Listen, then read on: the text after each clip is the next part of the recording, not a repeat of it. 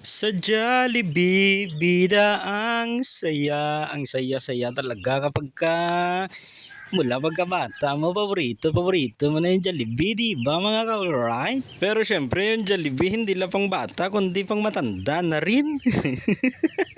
Sino ba sa inyo dyan yung mahilig sa Jollibee? Ako kasi mahilig ako sa fried chicken. Tapos yung crispy-crispy niya, saka yung juicy-juicy niya na kapag tinuklap mo yung balat niya, cholesterol.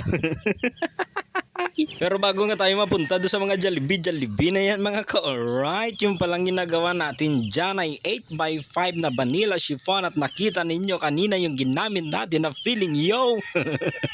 I am a fudge yo na binili natin yo dyan sa Nodke, dyan sa Iloilo City. Ay hindi pala, sa Chef and Bakers pala natin yung binili, 240 per kilo. Ay naku, mga ka-alright, nakikita nyo yung ginagawa natin dyan yo.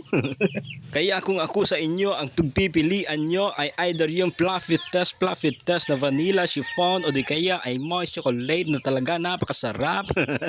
Ano ba ang gusto ninyo? Kapag tayo ay dito na sa mga pagdidesign yo, at ang ating palang pinaka-theme ngayon ay Jollibee na bida ang saya, na ang sabi nga ni Madam Rina Joy na siya ang nag-order nito ay lagyan lang daw ng kulay orange at kulay red, na yung pinaka-design niya. Ang gamit natin dyan ay 1MO. Break it down. Kita mo lang sumasabay pa sa beat natin yung mga manok na nagtutok, turook at naglagay na tayo dyan yung mga printed topper na Jollibee yo. Baker na, rapper pa, nasan kayo dyan?